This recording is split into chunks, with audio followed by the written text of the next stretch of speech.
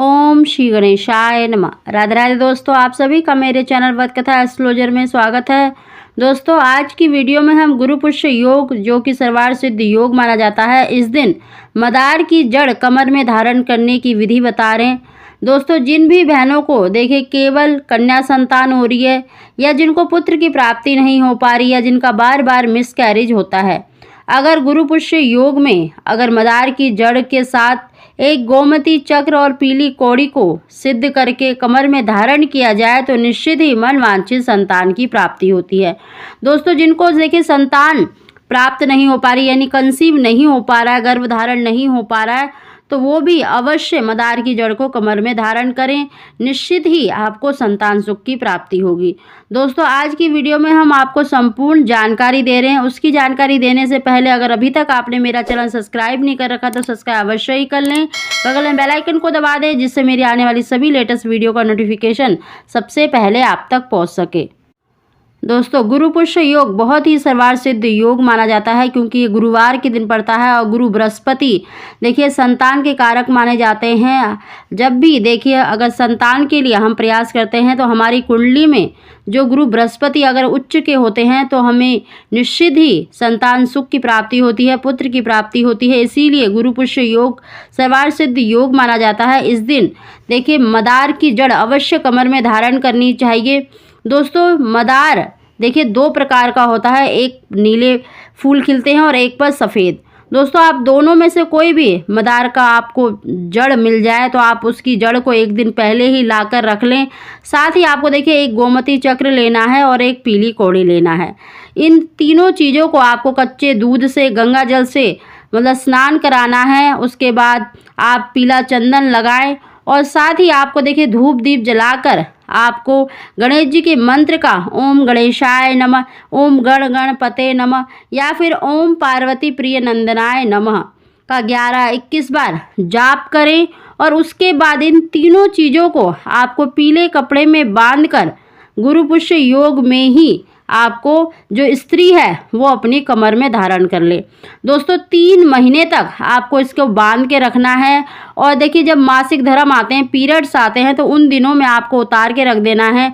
या फिर आप कहीं पर मतलब जाते हैं, कहीं पर जैसे किसी की डेथ वगैरह हो जाती है, वहाँ जाना पड़ जाता है, तो आप इसको घर पर ही उतार कर जाएं।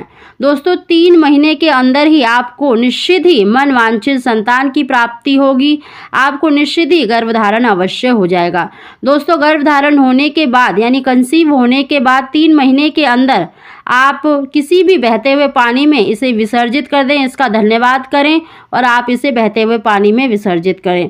दोस्तों, आप चाहें तो 9 महीने तक भी इसको अपनी कमर में बांध कर रख सकते हैं।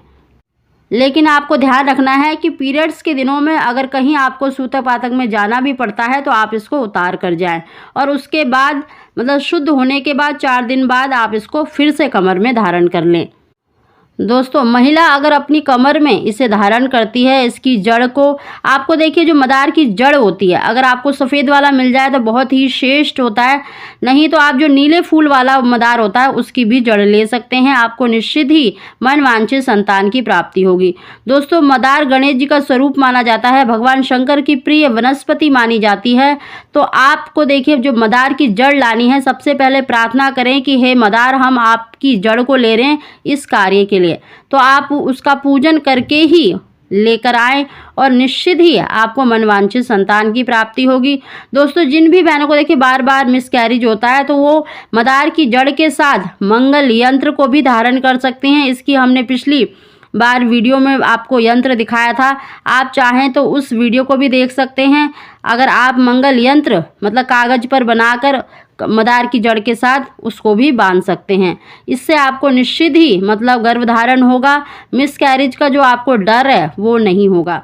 इस दिन 8 भाग्यशाली राशियों को बहुत ही शेष लाभ मिलने के योग बन रहे हैं। इनको बहुत अच्छे संतान सुख के योग भी बने हुए हैं, साथ ही धन लाभ के भी बहुत अच्छे योग बने हुए हैं। इन भाग्यशाली राशियों में सबसे पहली जो राशि है मेष, वृष, कर्क, सिंह, कन्या, तुला, मकर और मीन। ये 8 भाग्यशाली राशियां ऐसी हैं जिनको गुरु पुष्य योग से बहुत ही शेष लाभ मिलने के योग बन रहे हैं। दोस्तों, गुरु पुष्य योग अपने आप में ही सर्वार्थ सिद्ध योग माना जाता है। इस दिन किया गया कोई भी उपाय निष्फल नहीं जाता है। तो इसीलिए ये देखिए, रवि पुष्य योग, गुरु पुष्य योग साल में 1 या 2 बार ही पढ़ते हैं। इसीलिए आप इस दिन अवश्य ही मदार की जड़ के साथ गोमती चक्र और पीली कौड़ी को सिद्ध करके अपनी कमर में अवश्य धारण करें। गणेश जी की कृपा से आपको निश्चित ही मनवांछित संतान की प्राप्ति होगी। दोस्तों, अगर आपको हमारी जानकारी वीडियो पसंद आई हो तो इसको लाइक अवश्य ही करें। आप सभी को ओम श्री गणेश।